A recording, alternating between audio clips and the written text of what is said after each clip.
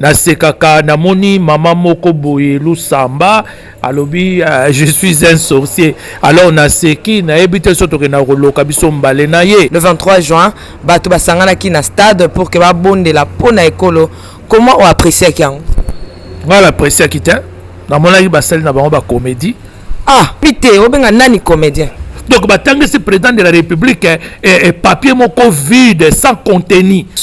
Est-ce que docteur déjà toujours président boy ou alingi nzambe boy? Ma sœur, on ne peut pas servir des maîtres. Oh, Bible est claire, que était na butu boke na ba loge. Na moi bozongi bosimbi Biblia. to bango to ala mtao manjaza te. Pasteur mkuna ana mbongo nani pasteur Godempoy kutu ko lobate lisusu mati makasi nani bango to ala ndo mona na bazana mbongo même ko leka. Zali na kati ya ba loge. Mais docteur oloba bien te. Bake na nkambati. Poni na nkamba bazokende te. Na bavandi kimia bakomona ke date on est le 30 juin moto côté ça biso na kati ya makambo nyonso. Soki to côté na kati ya gematria 30 juin 6e mois 1960.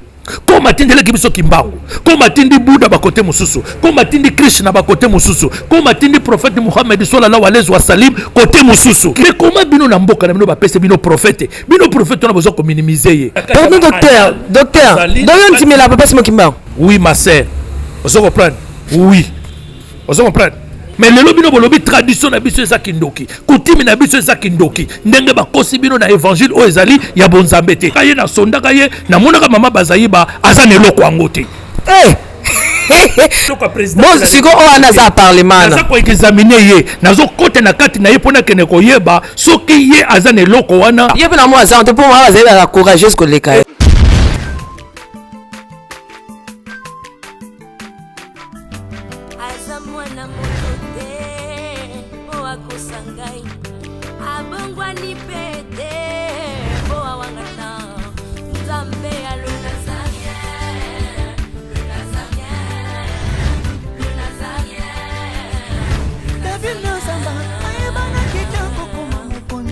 La démission est belée, à l'andara pour ça, donc félicitations. 5 ans déjà, Eza est belé, les Nazaréens, parce que avoir une structure et tenir ne fût-ce que 3 mois, il n'y a pas en bas. Eza li pendant moi en bâté. Moi, ce que je vous demanderais, enfin, ce que je souhaiterais, Eza que Bokele Lissous. Maman Tiffany, chapeau bas.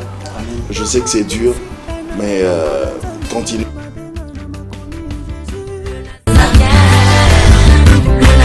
Pas responsable, nous sommes les Nazaréens, que nous sommes ensemble.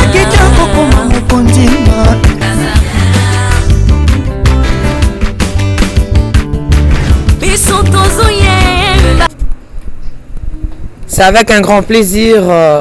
On est ensemble, il n'y a pas de souci. C'est la princesse de l'Éternel. Je vous dis déjà bonjour, bonsoir chez vous, shalom et bienvenue sur le www.nazaraentv.com avec la princesse de l'Éternel, la sœur Tiffany Mokwa, la présidente du Parlement Céleste, député quoi. Aujourd'hui, vraiment c'est chaud. Ah, c'est chaud. Donc, je demande à ce que invité, une invitation. Parce que aujourd'hui, la princesse de l'Éternel, je suis invitée quelque part. Où c'est on a place Kitoko, très classe. Mais c'est une émission avant toute chose. C'est une surprise. Surprise. Vraiment, la Bible nous dit réjouissez-vous dans le Seigneur. Nous devons se réjouir dans le Seigneur. Alors, j'invite, c'est son jour. Il est né un certain. Vraiment, c'est vraiment quelque chose de bien. Hein, sur un color baxo mikolo. Quand ça gratte. Pour comme ingrat. Comme la nzambe ngando. Ma bien nzambe ça puis ici j'introduis l'homme de Dieu, le pasteur Wapiti, hein, le docteur Wapiti. Il fait déjà son entrée. C'est son jour, c'est son anniversaire. Avant toute chose, nous voulons glorifier le Seigneur, l'homme de Dieu. Comment vous allez? Oui, ça va. Ça va, par la grâce de Dieu, ça va. Ça okay. Semble aller. Ça semble aller. Mais j'aimerais chanter, hein. Je ne sais pas chanter, mais j'aimerais chanter pour la gloire de Dieu, mais je chante pour l'homme de Dieu. C'est ça. Joyeux anniversaire. Joyeux anniversaire. Joyeux anniversaire, Papa Wapiti. Joyeux anniversaire. Je sais que Binonio sur la bandaku. Boyembi, joyeux anniversaire, Papa Wapiti. Oui, joyeux anniversaire, merci. Merci Tiffany. Écoutez-le, Léon à Kinshasa. Hein? Oui, c'est comme ça la vie. Et puis, la chanson là me va droit au cœur. Ok. Je ne pensais même pas à cela. Ouais. Depuis hier soir, je ne pensais pas à cela. D'ailleurs, je crois bien que c'est la toute première fois qu'on puisse chanter ces chants-là à mon anniversaire. Oh. Donc c'est que Naïmi on peut monter, hein. Je suis avec Nazaréennes qui sont derrière la caméra. Donc on a Balen qui a kala, on a surtout prophète JFTP vraiment nzamba zo lokumu journal le lobela kaonini. Bon, journal Lelo, c'est-à-dire Dieu ajoute une année sur l'âge que j'avais déjà avant. Et c'est les jours où j'étais venu dans ce monde. Donc, mais bon, et le Belangé, l'homo, pas vraiment grand-chose.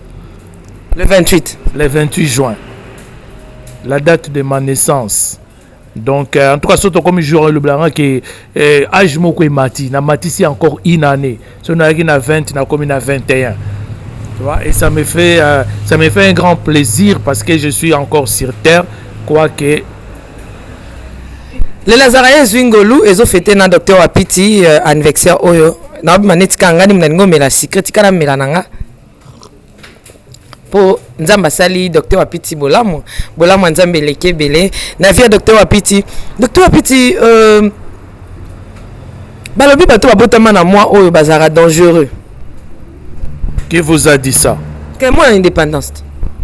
Non, mais oui, ils ont moins indépendance. De son, je suis né le 28 juin, 2 jours après, fête, il y a indépendance et tout. Mais quand on dit très dangereux, il faut savoir aussi calculer les dates de naissance des gens. On est à Gematria, mais mais je sais que Bato Babota le 28 juin, on a signé un horoscope zodiacal, ba cancer. Ba cancer bazara toujours batumo balinga batu mingi. Batali sara batu mingi. Est-ce que ça pareil penayo? Mais oui, ça pareil nanga. Donc bato bavandi pembe nanga nde bayebia. To salisaka mingi mais biso basalisaka biso moke. Merci, on a tous invité gâteau Sozali, bah il a pris gâteau pendant que tous sont l'homme de Dieu à souffler bougie nae. C'est vraiment quelque chose de bien. Il faut to comme c'est la ronde zambé. OK, on avance. Sinon on allait préparer les bougies, ils croyaient que j'allais amener ça.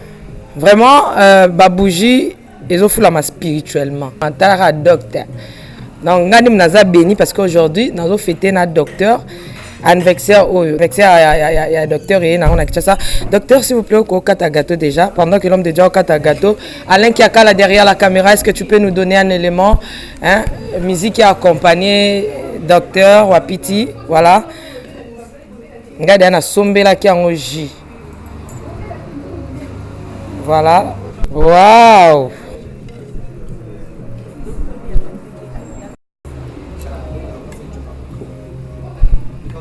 Merci beaucoup. Tozo continuer. Pendant que Tozo liape Tozo mela, Bachel Nzembo moko pour que. Mais docteur, gâteau ça bien. Oui, c'est délicieux, ça bien. Moi, baki na ba vidéo que bino na poto za moi bacha moi blo mo boye ya bien ma casque le ka Kinshasa mais ah au monde. Non, c'est délicieux, hein, et ça bien. Hein. Et ça bien, bateau basaliango, baza vraiment ba grand pâtissier, hein. De salami na simanda côté comme ça. Donc, ba grand pâtissier, bateau basaliango na kin marché. Voilà. Donc, ça a un goût délicieux. Donc, moi, j'ai béni Dieu aujourd'hui parce que Tiffany, en tout cas, c'est la première fois qu'on m'offre un gâteau d'anniversaire. Alors, j'ai béni la personne qui m'a offert ce gâteau d'anniversaire. Ici à Kinshasa, les jours où mon anniversaire est Koutinga. Voilà. Hein? Donc, vraiment, napesi ba merci à Mingi. Nzambe aeba ko pambola ye pe aeba ko batela ye, mais je garde son nom. Voilà. Merci. Toujours partager nos gâteaux yo avec Alain Kiakala pendant que Mamsou Bazoya Kozwa, toujours une régie et puis là il y a un plateau spécial pour l'homme de Dieu parce que Esengeli na lobisaye na émission Oyo table sainte spéciale. Régie à vous. La maison House of Pop et les Nazaréens TV présentent la princesse de l'Éternel, la sœur Tiffany Mokoa, en concert live. Elongo na yo masia, oya sima bakoma liboso, yango nazolelelo, yeah. Shalom peuple de Dieu, c'est la sœur Tiffany Mokoa, la princesse de l'Éternel. Juste pour vous informer que ce 24 août, grande invitation à cette célébration qui se nomme Autour du trône. Un rendez-vous des enfants de Dieu, un rendez-vous de vrais évangélistes, c'est parce que la Bible dit l'évangile parfait consiste à l'assistance des orphelins et des veuves. Alors voilà, la sœur Tiffany a organisé un grand concert. c'est samedi 24 août 2019. À partir de 14h30, les lieux Tokozala awa na village Timba. Donc le rond-point Forescom wana. Na yango koya mabongo pamba te, eza concert de charité pour soutenir les orphelins. justement pour redonner ce sourire à cet enfant qui pleure quelque part. C'est 5 $ seulement. Mais vous êtes pas obligé de vous limiter là, vous pouvez ramener plus que ce que vous possédez. 5 $ de participation et moi aussi je viendrai avec ma contribution. Tokozalana pona koyemba, pona kosambela, pe pona kobina na banzembo lokola. Amen. Adonai. Kembo, alléluia. Hosanna, na Yahweh lele. Ding ding ding ding ding. Lobo kwanza meza mokuseteo. Koluka yoe, ngana kotika teo.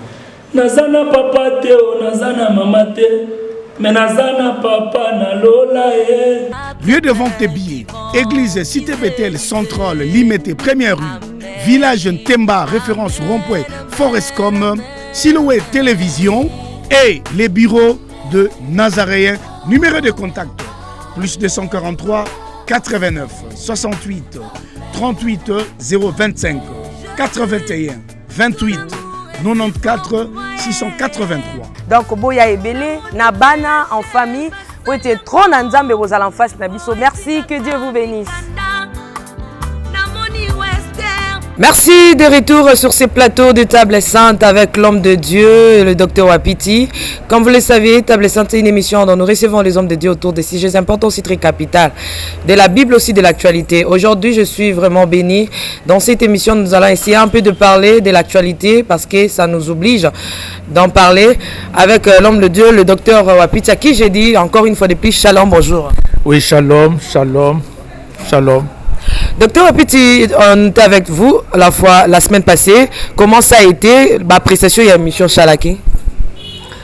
Oui, si on voit seulement le nombre de vies et puis les commentaires, je trouve que beaucoup de téléspectateurs, mes frères congolais et congolaises de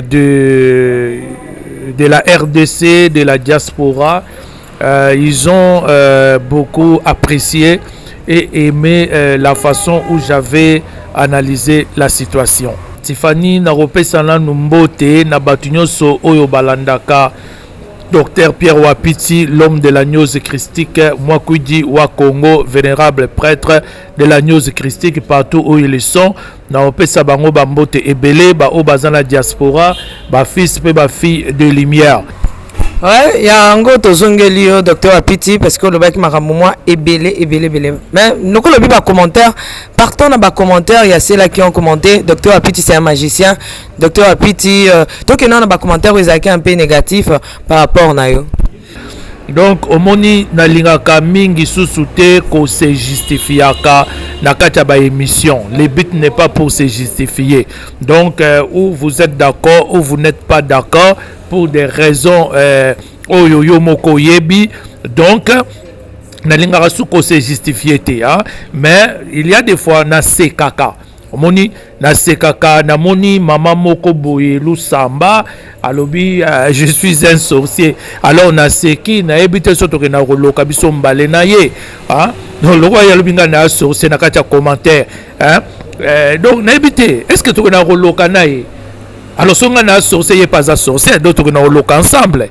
Donc nalingasu ko se justifier, moi je prêche le peuple congolais la news christique, la lumière christique, vouloir ou pas, ça la news christique, le Congo sera toujours dans l'obscurité. Merci beaucoup. Toko tu as déjà entré des jeunes abisso pour tout na docteur Apiti tout ça qui est émission avant prière au Ezaki stade avec le président Fachi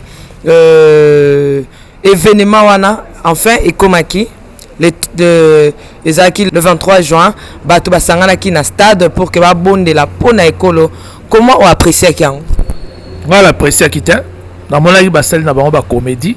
Ah oui, j'avais dit ça déjà avant. Hein. Avant, Babilo Kona Basalaki, j'avais dit ça que c'était des comédiens. Tala Bamsune Bazo Longwana Bakiti, Bazo Sauté, Bazo Le Kaliboso. Na comprendre, Tinabi, Bao Sauté le Nini.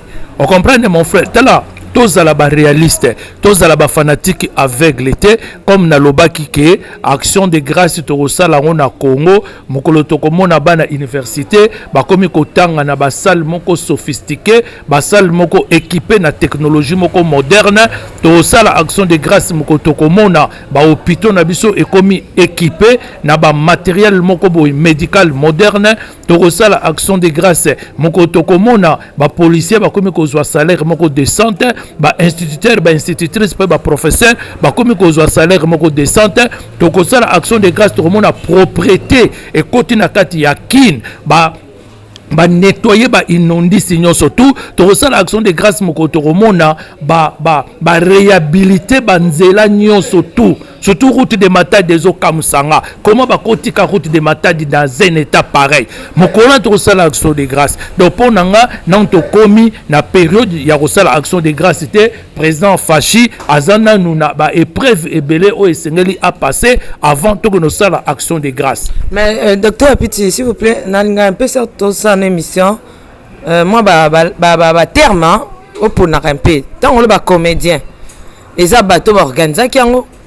Ezaki président il y a président Fachi par exemple na comédie wana ezaba d'habiter au benga nani comédien ba organisateur ba soi-disant pasteur hein ba soi-disant pasteur au bazoko entraîner ba konzi ya l'état na ba voix moko boy détourner pour leur propre bonheur nena lobaki ke ba soi-disant serviteur wana na souligner ki yango pe na continuer ko souligner yango jusqu'à la preuve du contraire que bazali na kati ya lignée ya Abiatar ma sœur tala papier ba pesi président de la République atanga yango même na Bible était to monaka na Sénat américaine hein gira quand même likolo ya Bible président américain agira quand même likolo ya Bible mais bazui ba komi yango na papier ba rédiger yango na papier bazui ba pesi président de la République atanga makambu ye moko azo sosolate pe bango bazo sosolate. Mais oui, parce que Tolobi, cette interprétation de la parole de Dieu est une interprétation obvique, est une interprétation littéraire. Nous, dans la news christique, nous disons quoi? C'est lui qui interprète la parole de Dieu d'une manière obvique, d'une manière littéraire, commet un péché. Azako conduire et tout kuluku ya batu nakati ya libulu. Nous devons entrer dans la quatrième interprétation qui est une interprétation mystique, qui a une interprétation ésotérique. N'a repère ça exemple. Tango batangi 2 Chroniques 7 wana, verset 14 wana. Balobi, si mon peuple sur qui mon nom est invoqué, si mon peuple, si mon nom est invoqué, quel nom que nous devons invoquer? Donc batangi c'est président de la République et papier moko vide sans contenu, sans essence spirituelle. Comment il faut invoquer? Tu peux invoquer Komboni. Mais liloba na za parole ya nani ya liloba nzambe kombo ya Yesu Masia. Non, c'est pourquoi tozoloba la parole de Dieu est codée. Liloba nzambe ezali codé. Omoni ezali codé. Donc siko yo faut que ne koluka kombo nini yo oko invoquer siko. Oko invoquer kombo nini. Et puis balobi humili, prie, cherche ma face, se détourne de ces mauvaises voies. Est-ce que peuple congolais le qui face ensemble? kaka bao bazaki na kata ya stade de martyrs bangonde bazo composer peuple 180 millions de personnes. Mais mutu déjà za ko représenter peuple congolais dans président Fachi parce qu'azo que au nom aza garant de la nation. Et ma sœur tokende bongote, je suis docteur de la parole de Dieu, je viens de l'académie céleste. Tokende na ba fanatisme aveugle te o baza ko mema ba konja l'état na ba voix détournée parce que bango basi ba rejeter bango. Toke un exemple ya Ninive. Tango batindi Jonas na Ninive, bakono tanga livre ya Jonas. Tango batindi Jonas na Ninive, nzamba lobi akoboma Ninive. Jonas akei apesi message na roi de Ninive. Jonas azongi akeko vanda na se nzete pembeni ya mai kozela 3 jours oyo Ninive ekozika. Roi de Ninive azala kinene. Pona nini roi de Ninive akendaki ye moko te kolobake. Ngai na ye kosengela peuple na ngai pardon na makamu tozala kosala oyo ekisitaki kande ya nzambe. Peuple roi ya Ninive asengi Ninive mobimba ba sujet na ye alobi bino nyonso tout pendant 3 jours mutu akolia te mutu akomela mai te ezala bébé ezala mwana ya muke ezala koko ezala mama ezala genome ezala nyama ezala ebwele to bibwele biso nyonso tokokita na poussière na cendre mboka mobimba ekitaki na poussière na cendre. Toyaki komona nzambe alongolaki rigueur na ye ayaki kobimisa miséricorde na ye alimbisaki bango. Jonas muumbu da nzambe azaki kozela batumba Ninive amoni 3 jours ekoki batumbi Ninive te akiko tuna nzambe me yolo baki nanga bakotumba Ninive ndenge nini Ninive ezikite nzambe lobi te nakotumba Ninive ndenge nini peuple mobimba basije nyonso ya Ninive bakitaki na cendre bakitaki na putulu pona kolela masumu na bango pona kolela bolimbisa epai nanga. Il y a la rigueur de Dieu, il y a aussi la miséricorde de Dieu, les deux piliers qui composent le trône. Est-ce que yango esalami na Congo te tomoni kaka ba conduire président de la République ba conduire ye mabe na bato basi ba détourna déjà oyo ba vandeli misuni kanyaka ba conduire ye mabe. Quel nom que nous devons invoquer ba pesanga kombo wana oyo sengeli ko invoquer et puis ba la kisa soki peuple congolais les 80 millions dans son ensemble basimiliaki base détourna na mauvaise voie na bango pe basengaki mawayanza. Merci Tozoko ba toujours na émission na biso mais nalingi to na discours wana ya stade ya président Fachi et puis tozonga to beta masolo ngo docteur Landana nusu malam tam susu tie moi Kandel Bosso Landana penda discours oyo. Régie à vous. Éternel Dieu tout-puissant, ta parole déclare que si mon peuple sur qui est invoqué mon nom s'humilie,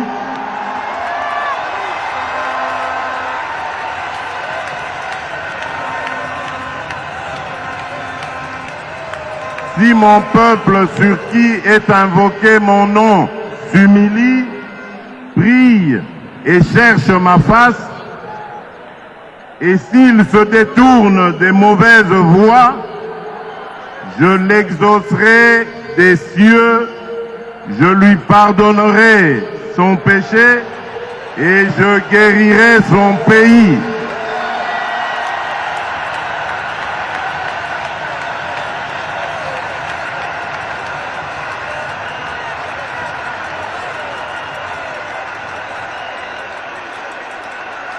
Mes yeux seront ouverts désormais et mes oreilles seront attentives à la prière faite en ce lieu. Je confesse mes péchés, ceux de mon peuple et même ceux commis par les autres sur le sol de mon pays. Pardonne-nous d'avoir donné ta place aux hommes en les adorant comme des dieux. Pardonne-nous pour le culte de la personnalité ancré dans toutes les couches de notre nation. Au nom de toutes les autorités anciennes comme présentes, je te demande pardon pour le sang des innocents qui a été versé dans notre pays, intentionnellement ou par des simples erreurs.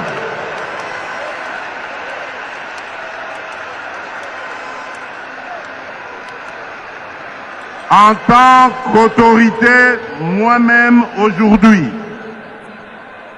j'endosse la responsabilité de toutes nos fautes et te demande pardon pour tout abus de pouvoir contre les faibles. Pardonne-nous aussi de n'avoir pas été de bons gérants des richesses que tu nous as données.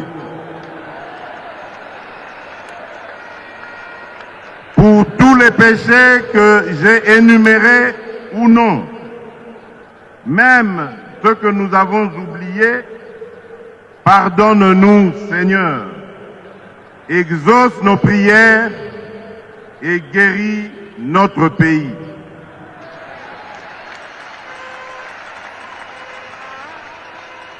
Merci de retour sur ce plateau pour lundi discours à président Fachi dans le stade pour la Nzambe Kosenga Nzambe Bolimbisi Pimboka Etambola et Kendel Bosso. Est-ce que docteur déjà tozo président Boy ou alingi Nzambe Boy ate le biba memi na erreur? Est-ce que na Congo déjà tozo président? Ma sœur, on ne peut pas servir des maîtres. Oh, Bible est clairement, on ne peut pas servir des maîtres. Beaucoup qui étaient na butu, beaucoup na ba loge, na moi ibozongi bosimbi Biblia.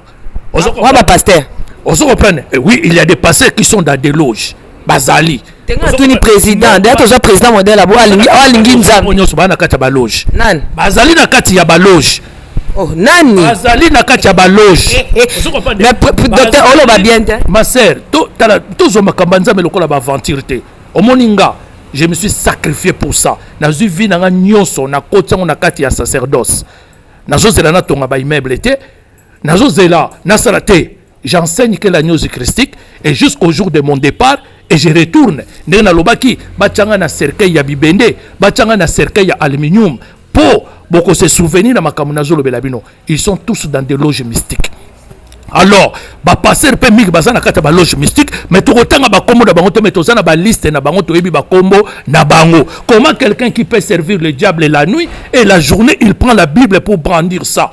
Tous ma kamanza mais lokola ma sécurité. Yango na lobaki total avec la suite des temps, hein? Total avec la suite des temps. Ce qui m'a kambo ekobonga na mboko. Mais on répond dans un docteur.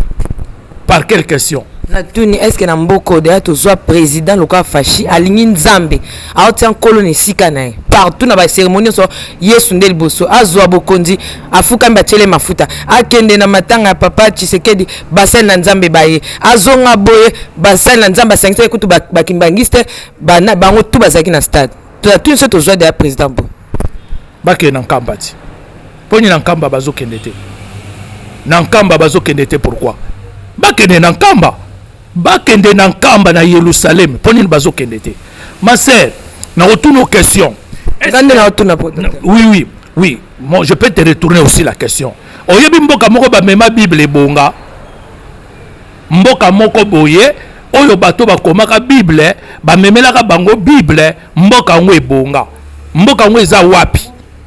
Soki oyebi yango ko citelenga mboka wana. Ponga na yebi yango te zate. Ezate. Bible ezali mingi na Amérique latine. Là où il y a le pays le plus christianisé, le continent, ezali Amérique latine. Sur aucune Amérique latine, pasi na pasi. Et deuxième continent le plus christianisé, ezali Afrique. Sur aucune Afrique on peut pasi na pasi.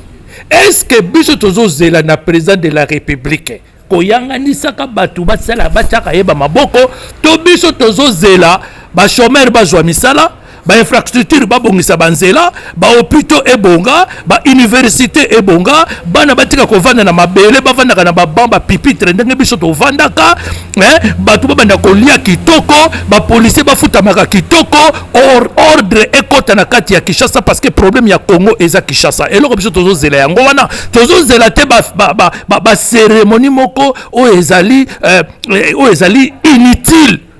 Ah docteur, est-ce que vous savez que chaque chose a son temps? Avant départ, avant batindika mutuka, il faut pas démarrer non.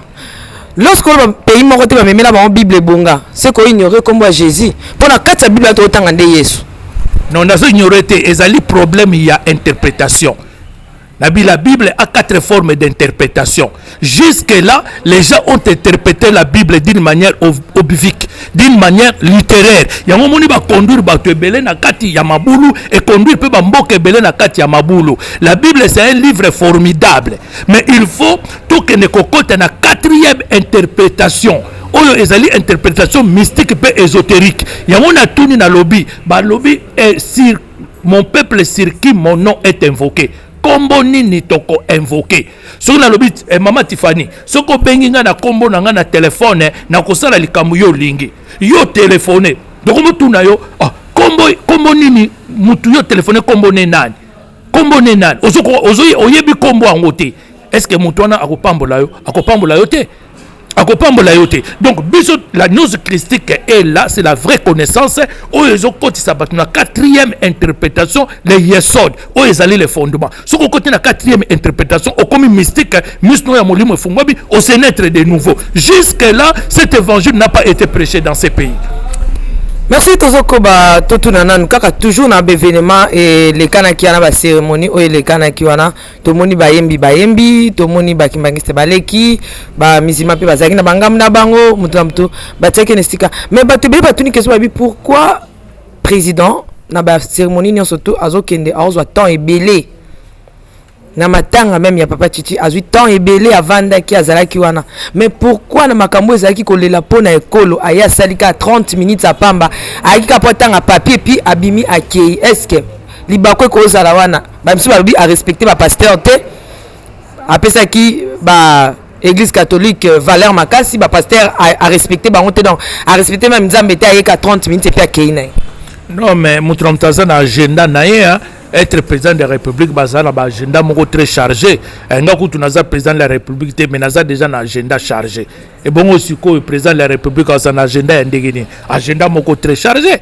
mon frère yo somoni basali messe na ba pona ba charnier oya ba maluko osomoni basali messe pona ba kasaye o ba martyrisaki bango ba assassinaki bango comme des bêtes na kata ba charnier basali la ki bango messe na kati ya prière na kata stade omoni ba obazo kufa na Ituri na est kuna bazo bomba bango bazo kata bango mike yo somoni basila saleli bango messe moko mais na mona ki na est basala ki yango na est ba église non confessionnelle et sangana ke sambelaki. Le problème n'est pas là, le problème c'est bakonzi ya mboka bakota na misala batika ba passer wana basala ba ventir na bango bazo sala bango ba se concentrer comment ils doivent relever le défi pour amener ces pays à devenir un véritable état. Batika ba passer wana ba abiatar batika bango na kwena bango ba continuer ko sala ba balingi kile obenga bango abiatar te bazali ba abiatar bazina kati ya ligne ya abiatar oyo basi ba rejeta ki e pa ya nzambe sa rejeter mingi na bango batika lika na ba titromani batika lika na ba kombo bon batika lika na ba kombo basi ba komi lourd nege eli akoma ki lourd bana na ba komi ko zwa misuni ya ba sacrifice ba komi ko lia ba komi ko sala makamu inutile na kati ya lingomba ya tata nzambe donc basi ba komi ba abiatar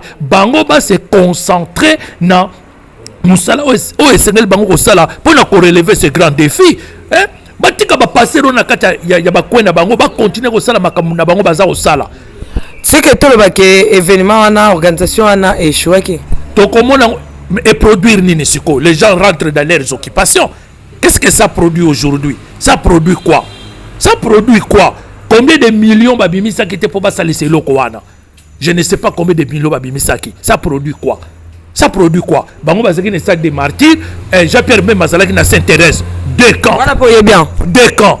Tu vois, tout ça produit quoi? Ça produit rien. Na eloko no so photo talaka le fait et ça li effénine. Les peuples, les Quinois rentrent dans leurs occupations d'habitude. Les Quinois rentrent dans leur occupation d'habitude. Vous ne croyez pas que demain ou après-demain quelque chose peut se passer? Il faut croire pour Bazaba, tout ça va prendre conscience. Ça va prendre conscience que le peuple et pays où ils ont la kacha libulu, ils ont la kacha marazbe, allez bayer na ba stratégie mokoboy, où ils allaient à Malamu, ils peuvent relever les défis. Mais docteur Piti, nous avons une question. Mayanga nyana nde sanga pe avec ezaki kolela mawa pona mboka. babilongi nini oyo esengelaki ezala wana phare mpo bazala wana mpenza na événement na mokolo bazanga te baza bilongi efali bazala mpenza wana bango ndi baa mpenza bato kosenga mawa vraiment ezalaki loka banani événement wana esengelaki ezala te l'importance te ya ezala donc tokosenga mawa nzambe te na mboko pour le moment ezalaki nango na importance te eza nango coquille vide eza coquille vide est-ce que otenir compte na balangage mais ma sœur nazoyiba makambo na oloba te ezalaki coquille vide ezalaki nango coquille vide bato basangani comme ça basali baventure na bango esengelaki basala basali bacomédie na bango esengelaki basala et puis ere ekoki bapanzani mutu na mutu azongi na ndako na ye baorganisateur bazwi bambongo batie na bapoche na bango bazongi mpo balia na bandako na bango balesa bafamille na bango c'est ça ce que nous voulons que ça puisse biloko wana fo esila na kati ya mboka oyo il faut bakende koattaquer na bavrai problème il faut bakende koattaquer na bavrai problème soki bakoattaquer na bavrai problème nde bakosilisa baproblème wana dans la suite des temps.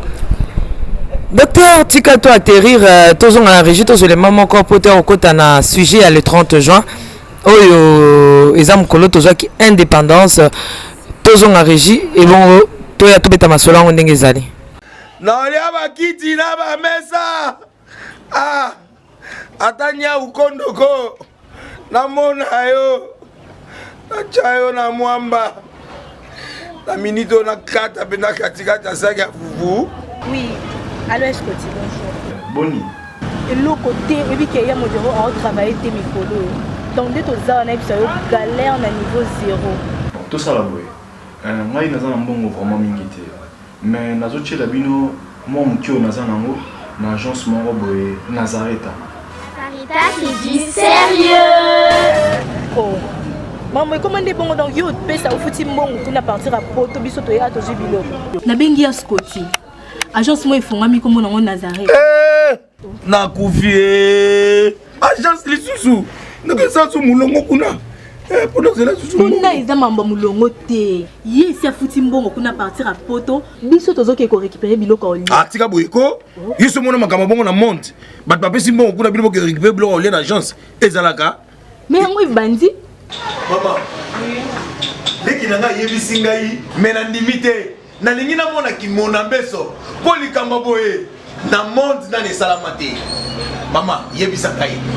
Pape si mbongo kuna biso to récupérer biloko kolia awa. Ya solo boutique Nazareta ezali boutique où ezali à distribution de produits alimentaires. Ah!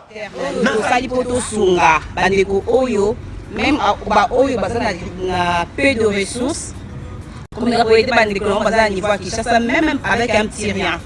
Donc à partir à $10, $15. Donc si vous avez un bon côté, nous devons na poto ko sunga yo a ozuka biloko kolia.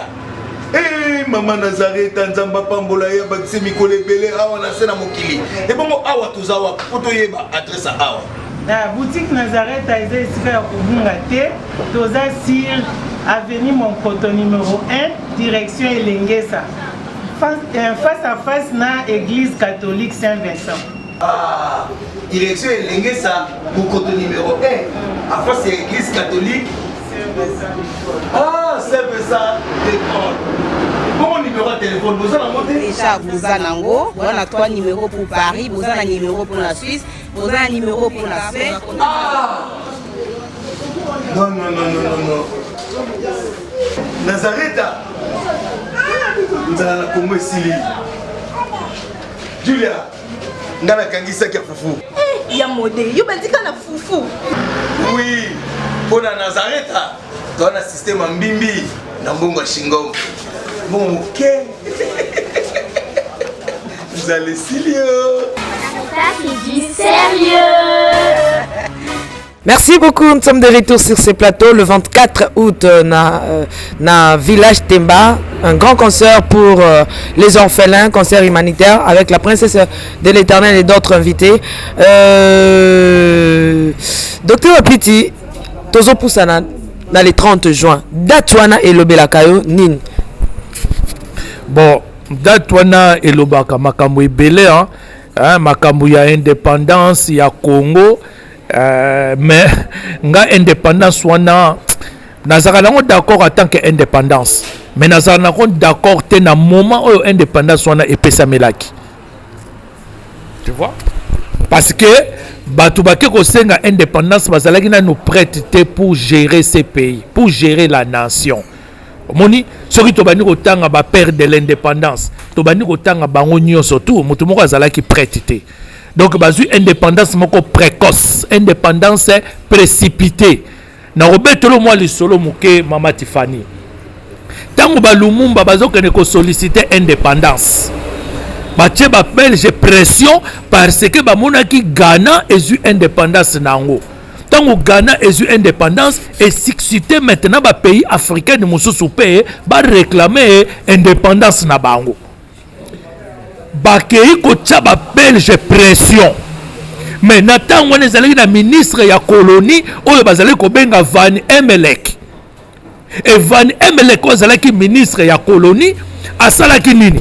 Ake koyebisa na ba Belge, ake koyebisa na roi, ake koyebisa na parlement belge. Alobi batu wana bazana nous prêter pour topesa bango indépendance immédiatement. Pourquoi? Parce que na kati na bango nanu to former mon côté à la gestion de la nation. Jusque là, biso mutu to géraka administration, biso mutu to géraka ba poste nyonso tu ya minene. Alors to kopesa bango indépendance ndenge nini? Tozwa encore 10 ans. Avec ces 10 ans, tu peux préparer sikoyo ba oyo ba corps d'élite oyo to banda ko déléguer responsabilité malembe ti ba okene ko comprendre comment gérer un état, comment gérer une nation. 10 ans, à 10 ans. Ba Lumumba ba boyi. Balobi pas question biso, il faut tous avoir indépendance na biso immédiatement. Mais est-ce que beaucoup zongo immédiatement? On vous a appris comment gérer la nation? On vous a appris comment gérer l'administration? Non. Bangono soazaki presque ba D4 ba infirmière. Ba agent de la poste. Ba précipiter indépendance. Ba sali Van Emelek nini. Tango Van Emelek akena kisangani ba yokani na peuple mususu o ye alingi to zo indépendance sikoyo te ye mutaza ko kale pa ya roi ye mutaza ko kale na gouvernement pe na parlement belge. Ba bambaki Van Emelek ba tomate. Tango Van Emelek zongi a démissionné. Tango a démissionné ba ye ko cha successeur na ye o yaki ko remplacer. O yaki ko remplacer tango azuma solo. Malin qu'il était, alors mais non, ndenge zawana, bango lokola bazo précipiter to pesa bango indépendance, to pesa bango indépendance. Mais tango bango bakozwa indépendance, moko na kati na bango te ayebi ndenge biso to gérer kamboka oyo administrativement. Alors tango bakozwa indépendance, bakoyeba ko gérer mboka yango te. Tango bakoyeba ko gérer yango te, bakosala nini? Bakozongela biso po ba ya kotuna biso, ndenge nini biso to bana ko sala misala. C'est ça ce qu'ils avaient fait. Dans les 30 jours, on a indépendance, on a indépendance, on a bino piège. Ba piéger bino. Ba belge ba piéger ki ba Lumumba. Ba piéger ki ba Kasavubu. Tango bazu ba pesi bango indépendance ango. To monaki Kasavubu président Lumumba premier ministre bazo yeba ko gérer te. Kasavubu bazo yeba responsabilité na yete, Lumumba bazo yeba responsabilité na yete. Tantôt Kasavubu qui va démettre Lumumba de ses fonctions, tantôt le premier ministre qui va démettre le président de ses fonctions. Tantôt le premier ministre qui va aller au Kanchati commencer à nommer, à donner des grades aux militaires. Vous donc, Mobuluana et Salaki, Mobuluana Tozana, Lelo, départ ya Congo et Zalaka Mabe depuis le départ. Alors, tango bango ba kokite ba salinini, ba zongela ki ba belge po ba kene kotuna bango sikoyo, bo ba neki ko sala musala yango ndenge nini. Ali ba belge ba yekanga bango, ba yekanga Congo catch. Omoni place ba belge ba kanga Congo catch yango wana. Omoni donc date wana batu ba sepelaka na kata loyenge, mais soki pena ba vandi kimia ba komona ke date wana le 30 juin moto côté sa biso na kata makambo nyonso.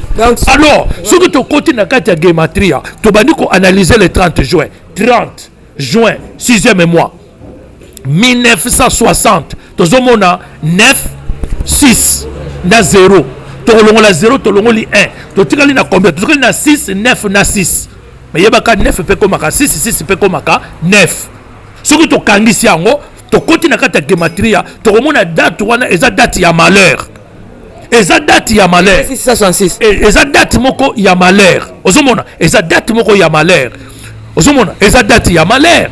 Donc olingi oloba kino lelo tozwi na indépendance te bakanga badepa akangaki Congo na babelge le bazongi baketuna mutuna donc Congo ezaka na kati ya coffret. Oui, Congo est à coffret. Pourquoi? Dans le 2011, na lobby, il faut tozwa ministre de la culture moko ya makasi. Pour ministre de la culture wana akende ko solola na ba belge.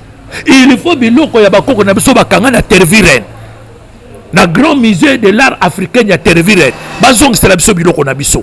Omoni mitu ya ba chef coutumier wana mona kaona ba ilunga mbidi ba eza na kati ya Tervuren.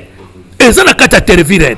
Bon, pourquoi bamitu ya ba chef coutumier na biso wana ya minene wana de l'époque baka na nguya o bazaka na pouvoir, pourquoi bazako memango na Tervuren? Pourquoi? Alors kati wana bakanga biso ti lelo toza na kati ya kati wana na lo baka problème ya Congo c'est la Belgique. C'est la Belgique. Mais docteur Petit ozolo bandire mutu ayebi nzambe te bondeni mutu ba chef coutumier au lobby etikal na Belgique.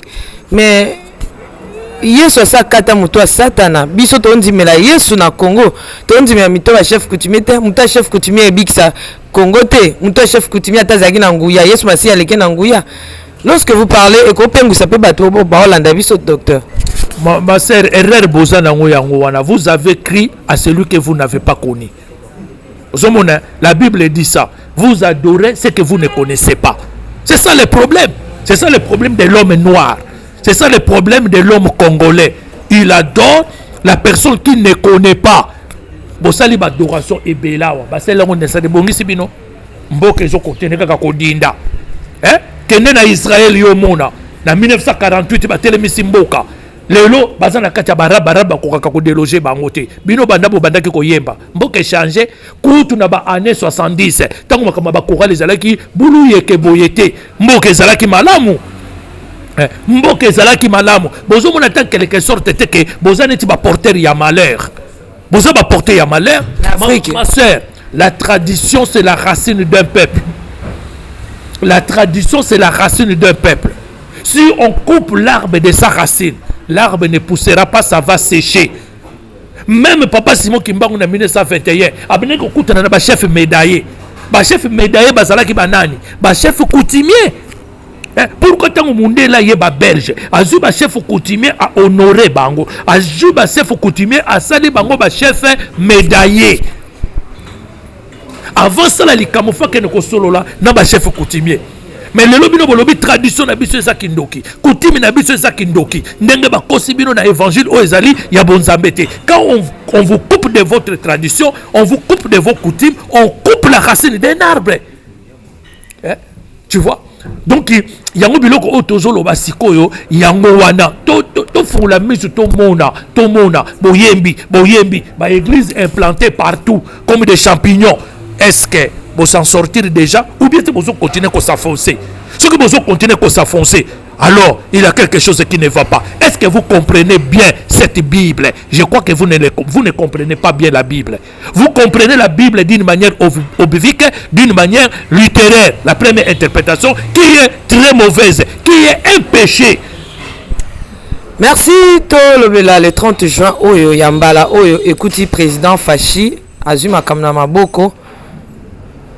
Le 30 juin au Ezakiana, c'était un Kassayam à Singaki Indépendance. Le monde a télémaki pour nous rejoindre. Le 30 juin, au Moto à Kassaype a eu pouvoir Namaboko. Au moins, que tu as indépendance Moussou na Congo. Makambo Etamba Malam avec le président Fachi.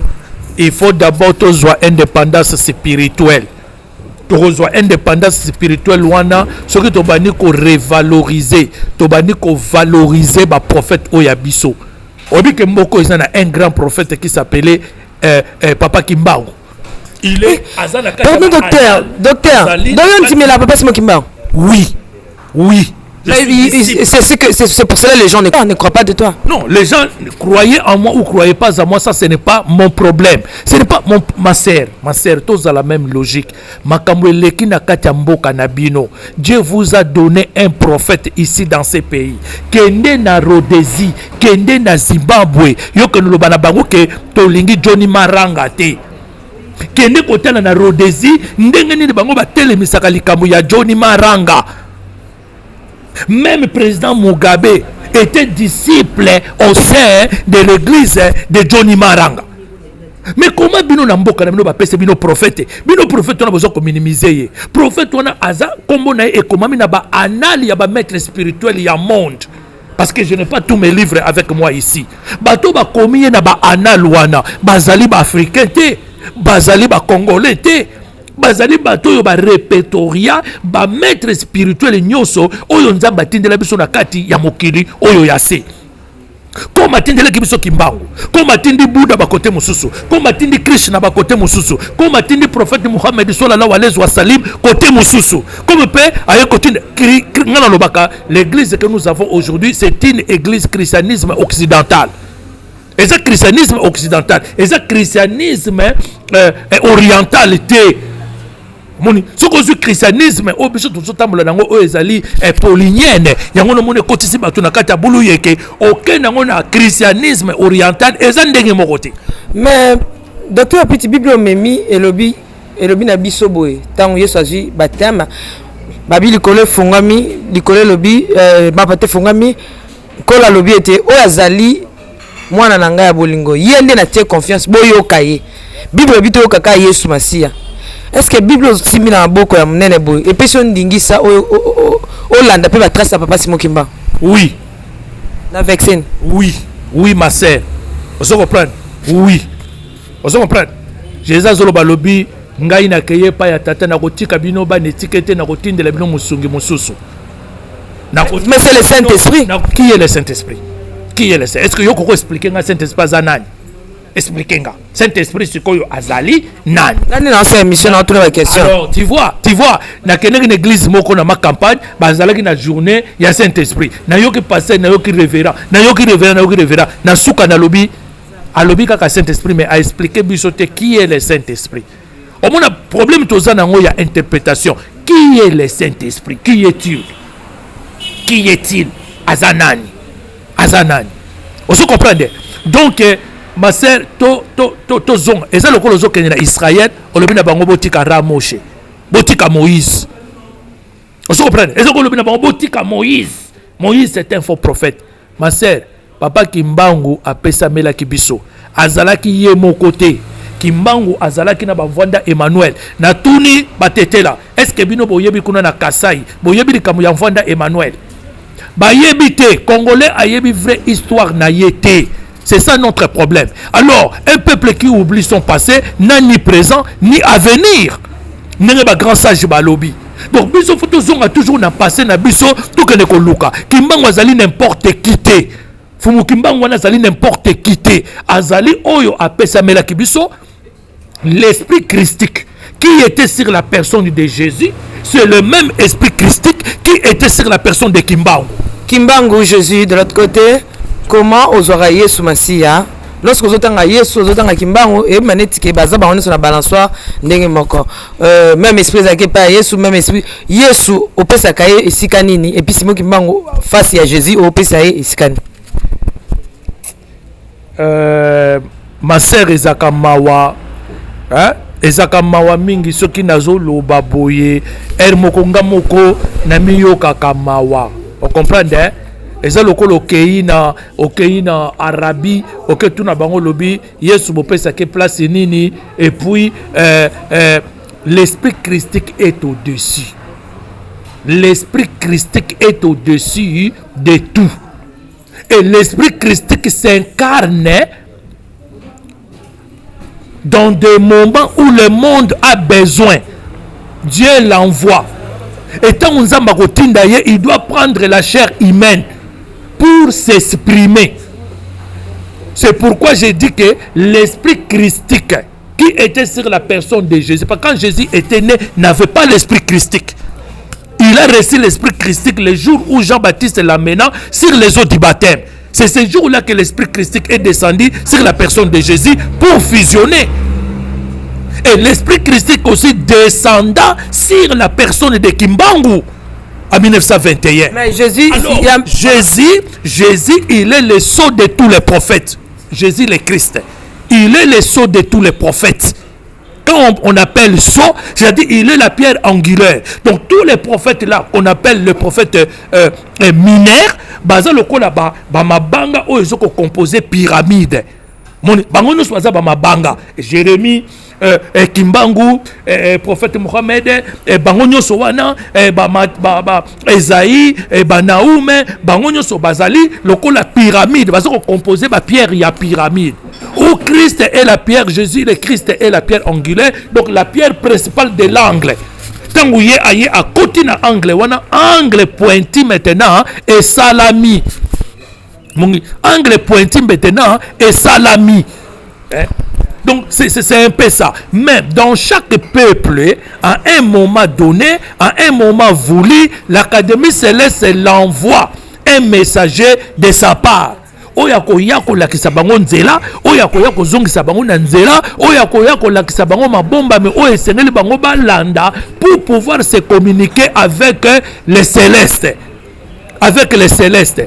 Il y a une raison que batu bazwaki ba prophète na bango. Alors vous voulez que le Congo puisse se développer. Le Congo ne va pas se développer pour 4 raisons. La première raison, nous n'avons pas un prophète ou nous ignorons notre prophète. La deuxième, que nous n'avons pas un livre sacré. Parce que le prophète amène un livre sacré où doit être consigné son enseignement. D'une part l'enseignement normal, d'autre part l'enseignement ésotérique. Oye ko sala ke na ba oye ba ko sala ba élu ba kota na kati po ba koma mystique. Et nous, les livres là doivent être écrits comment? Ça doit être écrit avec une écriture. Nous n'avons pas cette écriture. Et nous n'avons plus non plus la langue qu'on doit exprimer cette écriture. Les 4 raisons. Alors comme nous ne remplissons pas ces 4 raisons, tout qu'on développer. Merci Tozo Kita déjà na Sukaya émission na biso.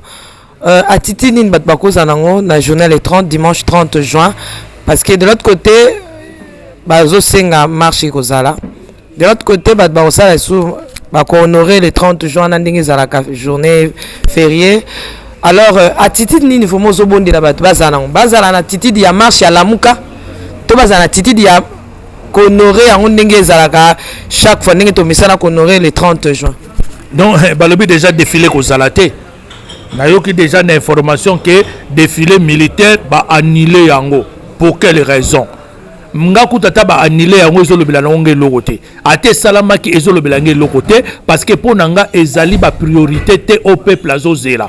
Ba défilé wane salama mingi to mona changement mon côté. To mona ba soda bazo défilé wana na ba armement lourde. Mais tozo mona na est kuna bazo ko aussi sa bitumba te. Alors na mitunaka à quoi nous sert tous ces armements lourds qu'on nous présente pendant des défilés. Eza nango ba robot ya pamba ou beza vraiment ba armement penza ya bitumba. Ou bien tu vas ko defa pour y a ko défiler après ils ont pas colo nango parce que n'engue défiler les cacasso totally bien ba armement lourd on va présenter kabiso to ko sur sa guerre ya est to ko sur sa guerre ya est donc ngai on ça ba priorité té parce que ba défiler na ebimisa ka ba millions sur la caisse de l'État sur le trésor public.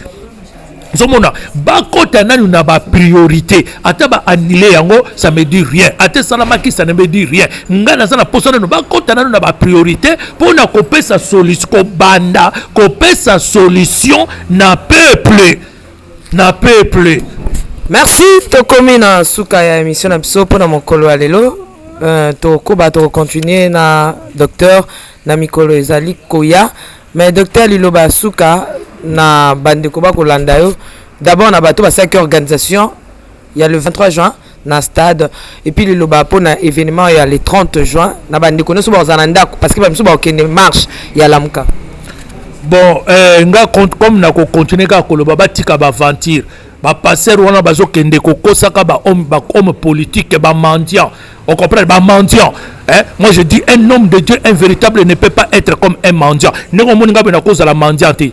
Bah te belé bah vandi tout autour ya fumuwa di tunga. To zalaki na ba na Belgique. To yebani. Tango bazo landa boy ba yebinga. Yo moninga na zoko ko mendier bango. Mais on le audience. Oui, le président on doit c'est son rôle. Motuno salinga kutana président, alinga kutana na roi, il a droit de demander une audience.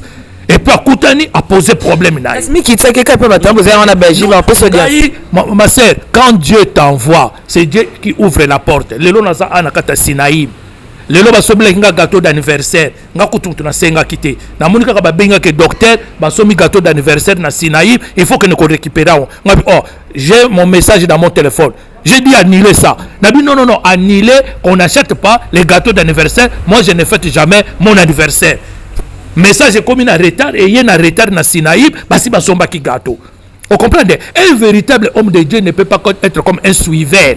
Non, moi on va venir me chercher là où je me trouve. Mais bon, on est sur un endroit bon. Pardon docteur, s'il vous plaît. Là on va bâtir l'aventure, bâtir commander tout ça. Bon, toi là m'ta commander ça te. Pasteur mkuna ana mbongo dani pasteur Godin Boy kutu ko lobate di susu mati makasi nani. Bon, toi là ndo mona bazana mbongo même ko leka. Ma sœur. Qu'est-ce qui sert à un homme de gagner le monde pour perdre son âme un jour? Tout est vanité, vanité de vanité. Moi, mon rôle sur la terre est d'enseigner la news christique, pas faire autre chose. Vous comprenez? Na oluka kutonga ba boarding te, na ina ba container te, na yeko luka diamant ya Congo te, nga na yeko apporter la lumière christique. Ba l'exception, okomi riche oui, okomi riche ondeni. En pillant les pauvres, en pillant les veuves, en pillant les autorités de l'État. Na Rolanda ba on a simala musu akene na koma parrain nanga ya mariage voilà beaucoup comme parrain avec le président de la République a comme parrain na ya mariage on se trouve ça normal c'est la flatterie. C'est la flatterie. Donc baza ko ya lokola renard ba ayaki liboso ya corbeau na maloba kitoko po corbeau akwesela e fruit mais babi manabutu batala eta ya mboka oyo babi manabutu batala eta ya mboka oyo soki pena ba kozala honnête batali eta ya mboka oyo ba koloba le peuple congolais souffre. Le basuka congolais souffre. Le basuka docteur. Tu vois tous na posa souffrance wana et si là to est diminué to comme appelle lokola bamboka mususu ya Afrique tambola bamboka ya Afrique nde yo komona moi je sillonne le monde c'est pourquoi je parle de la sorte liloba ya suka na koloba ezali le 29 août 2019 il y aura la grande conférence de la news christique pour le Congo alors na kosenga na batu baya tango bakomona banderole emati tango bakomona lieu date epesami le 29 août 2019 tango bakomona lieu epesami heure epesami baya ebele ba o bakozana ba question ya kotunanga batunanga. Cette conférence aura comme objectif comment faire sortir ce Congo dans ces marasmes. Alors je dois présenter 10 points que je vais amener on a repé ça 10 points et pas y a pas politicien na repé ça 10 points et pas y a pas konzamboka na repé ça 10 points kudifumu wadi tunga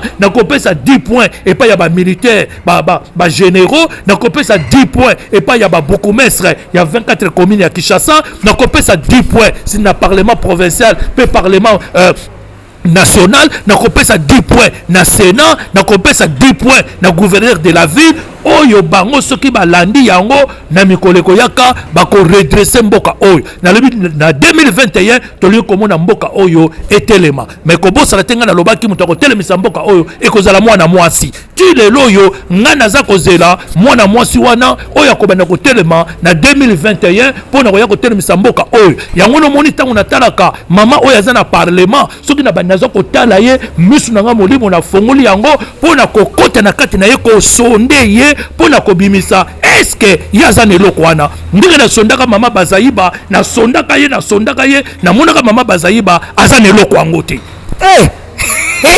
non pour ça c'est émission mais docteur o me maka makamile mile émission c'est katana kina docteur maman bazayiba azala ngote azana loko président bon siko o ana za parlement na ko examiner ye nazo kote na kati na ye pona kene ko yeba soki ye azana loko wana ya kokoma présidente na mikolezo ya ye pena mo azana te pour moi bazayiba la courageuse ko leka eza makambu ya courage te ezali makambu ya appel Mounia, nana yebaki ke fasha kozwa ilo kwana. Ngana lobaki ke muluba fazwa pouvoir pour faire l'équilibre. Mukongo zoka pouvoir c'est Kasavubu, Mobutu zoka pouvoir ya Bangala, Moussa zoka pouvoir ya Baswahili, Joseph ayaki ko kosa la continuité nango na tout le monde lui mettre na 4 langues. Et tikali na école moko yo na mesure pouvoir te. Nous étions en 2016. Na isiko pouvoir faisons pas baluba pour équilibre et salama. moni nalobaki faci bakopesa ye pouvoir bakopesa ete bakovote récompenser oyo papa na ye Tshisekedi wa Mulumba asalaki nini wa mayi wa mukamba que son âme repose en paix liboso bapesa ye président ya Rasop ya mibale ya bayi kopesa ye président ya IDPS. Je ne pensais même pas que bakopesa ye président de la République. Vous comprenez? Tant qu'on a le baki biloko na kata Belgique, balobaki ba combattant balobaki ni docteur Pierre Wapiti azali collabo. Ngabi pi collabo. Na le infra ya nani? Na le infra nani atelimisa mnoko na lobaki to pesa ki docteur Wapiti enveloppe. Nani? Je suis là pour prêcher, pour enseigner la gnose christique. Merci. Pour la gnose christique te mboke kozala kaka na kata marazim. Pendant que ozo loba na côté na que moi sim taoya sunga mboka o mta okamba mboka o pe makambo ekelibuso baninga no pe ba uti be États-Unis to ana pape linzeza na pete so ebi. Oui, je na kati ya nalanda ka pe be mission na ya bi ende mtayo bimsa mboko na bombo. Olanda ka peut-être spirituel. Physique habille mta comme ça mboka comme un royaume yende roi ya Congo. Non, chaque personne est libre de dire ce qu'il a à dire. C'est comme spirituellement on est belé peut-être comme est-ce que embrié. Non, c'est là, ça c'est la ma sœur balobi prophète baye bakaye soki oyaza koloba eza kokokisama. Na bande koloba depuis 2011. Na baki rais akozonga na pouvoir azu chiffre 3. Na lobaki nzaka Mobutu akozwa pouvoir te poazwa ki chiffre 9. Ba pouvoir na bango esi là na lobaki caméra zwaka chiffre 5 akozela tangu na ye po ezali tangu eza chiffre ya grâce na lobaka papa Tshisekedi wa Mulumba du chiffre 11 akotika la kozwa pouvoir te po ezali chiffre ya désordre na lobaki biloko wana tangu baye oya mbalo yo na lobaki faci a du chiffre 20 ezali chiffre ya jugement pe ya résurrection siko na tuna ki bakosambisa nani bakosambisa faci to faci mutakosambisa bango et puis le chiffre ya résurrection asa kufaki aye kosekwa baye kosekwa ye na lobaki babiloko wana ozo comprendre chiffre 4 na lobaki biloko wana nyonso na baki 4 ezali chiffre ya 4 éléments babomi les 4 éléments yango mboko eza na kati ya ba problème au moins tango Mobutu na 66 abomaki 4 martyrs ya Pentecôte Kimba Bamba Mahamba na Anani na 1966 nazana ba numéro ya ordonnance wana oyo ezoko présenter 666 Mobutu abomaki bango place mboke koteki na kati ya kao les 4 éléments siko bango pe babomi les 4 éléments babomi les 4 éléments ndenge babomi les 4 éléments mboka siko eza na kati ya loyenge eza lokola bateau eza ko flotter eza ko yeba sens nini ko kendete. Alors il faut un vrai homme spirituel. Yo koko loba na oui. Yo koko loba na yo oui. Est-ce que makamulu so tambola? Na loba ngi na bino soki mamo langa aye ko senga nga aye pa na ngati na bimisa na kati ya makambo wana te akolanda mobali na ye. Na lobaka yango. Monsieur Silia kasi. Numéro téléphone na kati eza na kati ya makambo na lobaki pona ko tester bino ke naza ko loba makambo. Ozo kopane nazo loba makambo ezo kokisama. 8 mois après alandaki te alandaki mobali na ye donc tozoloba makambo maser oyo tozoko analyser na kati ya gematria donc numéro nanga bokolimbisa nga ba téléspectateur soki déjà libumu ekomi koningana alors donc nakoki kobanda koloba sans pause mais nous sommes obligés à arrêter parce que c'est la télévision. Mon numéro de téléphone c'est 084 84 35 762. Mon numéro de Kinshasa 084 84 35 762. Mon numéro de l'Europe, de la Belgique 0032 466 19 50 87. Donc le 29 août, il y a une grande conférence dans un grand hôtel ici à Kinshasa. Je vous invite de venir avec vos questions, de venir assister pour les 10 points pour relever le Congo. Docteur, aussi c'est. Que Dieu vous bénisse, Maman Tiffany. Vrai ou faux? Est-ce qu'on peut y aller? Oui. Et comme il est vrai ou faux, on peut retourner à la régie, on balance un élément, tout ce que c'est mission, jamais mission aussi la sans vrai ou faux. Et Simbate. Dans ma manière, c'était le Bamia. N'a 4 émissions sans vrai ou faux. Régie avant. Bien-aimés dans le Seigneur, le son des cloches vient de sonner pour éclairer le monde à l'intérêt des saluts des âmes. Hey, hey, hey. Les Nazaréens Productions vous présentent la princesse de l'éternel Tiffany Mokwa dans l'album Trône en featuring avec le pasteur Henri Papa Mouladia et le frère Billy Bilomba avec des chansons comme Kembo Alléluia Hosanna na Yahweh lele ebele oezo matanga na motema ezebele yango nayebisi yo d'âge en âge et les quatre êtres vivants disait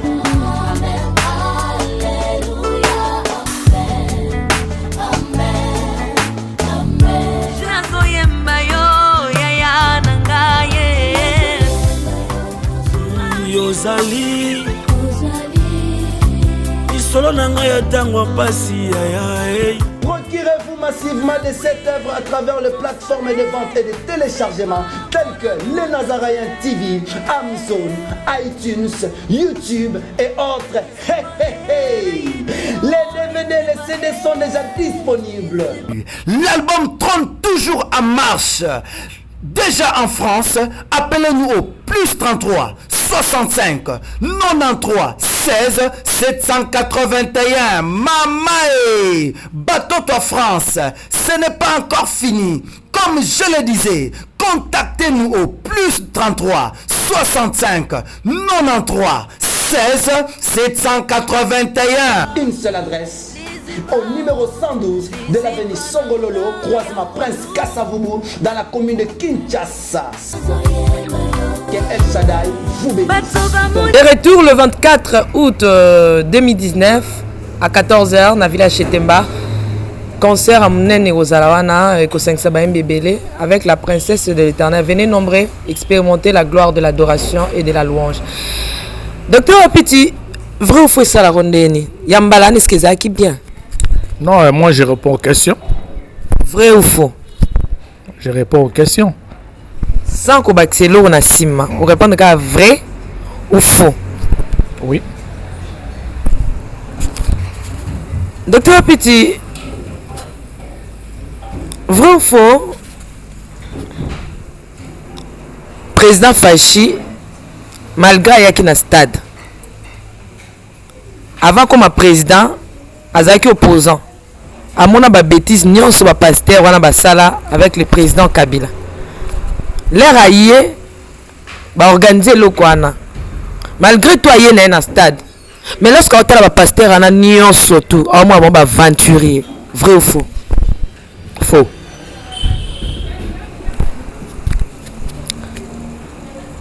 Docteur Petit, vrai ou faux? Ozam Luba. Mais lorsque Baluba batalaka ndenge atakaka gouvernement ou uchoko en place, ndenge bomba telo monté. Ba mona kati na yo sans ya Baluba eza lokuta.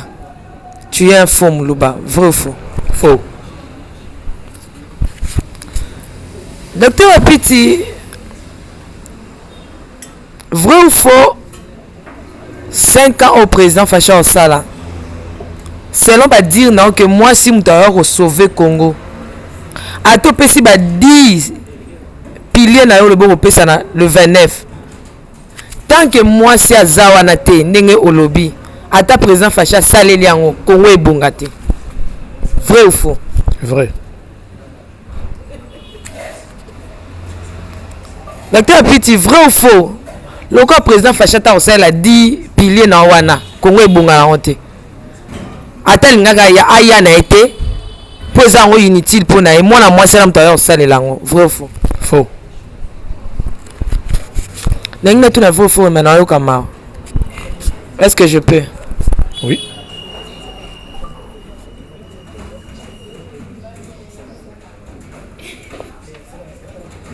Docteur Apiti, vrai ou faux? Ce qui l'amuka et récupérer yo. Ba on dit malabango agneau christique. Ozala na bango. Okondima, vrai ou faux? Faux. Pardon? Faux. Merci. Nous sommes arrivés à la fin de cette émission. Restez toujours branchés sur nazareantv.com. Nabandeko Balibanda, je vois là le papa Guy là-bas là, depuis l'Afrique du Sud. Maman Betty Kokolea depuis les États-Unis. Marlène Bouy, que le Seigneur te bénisse en Afrique du Sud. Papa Wani depuis l'Afrique du Sud et maman Betty. J'ai dit des big salutations à tout le monde. On est ensemble, il n'y a pas de souci. On se tient déjà debout avec l'homme de Dieu, le docteur Wapiti. Et on dit bye bye. Ciao. La maison House of Pop et les Nazaréens TV présentent la princesse de l'éternel, la sœur Tiffany Mokoa, en concert live. Elongo na yo masia, oya sima bakoma liboso, yango nazolelelo, yeah. Shalom peuple de Dieu, c'est la sœur Tiffany Mokoa, la princesse de l'éternel. Juste pour vous informer que ce 24 août, grande invitation à cette célébration qui se nomme Autour du trône. Un rendez-vous des enfants de Dieu, un rendez-vous de vrais évangiles. C'est parce que la Bible dit l'évangile parfait consiste à l'assistance des orphelins et des veuves. Alors voilà, la sœur Tiffany a organisé un grand concert. C'est samedi 24 août 2019. À partir de 14h30, les lieux Tokozala Awa, na village Timba. Donc le rond-point Forescom Moana. Nango Koyama Bobo Pambate, et un concert de charité pour soutenir les orphelins. Justement pour redonner ce sourire à cet enfant qui pleure quelque part, c'est 5 $ seulement. Mais vous êtes pas obligé de vous limiter là, vous pouvez ramener plus que ce que vous possédez. 5 $ de participation et moi aussi je viendrai avec ma contribution. Tokozalana pona ko yemba, pona ko sambela, pe pona ko bina na banzembo lokola. Amen. Adonai. Kembo, alléluia. Hosanna, na Yahweh lele. Ding ding ding ding ding. Lobo kwanza meza mokuseteo. Koluka yoe, ngana kotika teo. Nazana papa teo, nazana mama te, mais nazana papa na lola e. Lieu de vente des billets, église Cité Bethel Centrale, Limité, Première rue, village Ntemba, référence rond-point Forescom, Silhouette Télévision et les bureaux de Nazaréens. Numéro de contact, plus 243 89 68 38 025 81 28 94 683. Donc boya ebele na bana en famille pour être trop na nzambe bozala en face na biso. Merci, que Dieu vous bénisse. Azamwana motote po akosangai abongwani pete po awangana nzambe ya le Nazarien, le Nazarien, le Nazarien.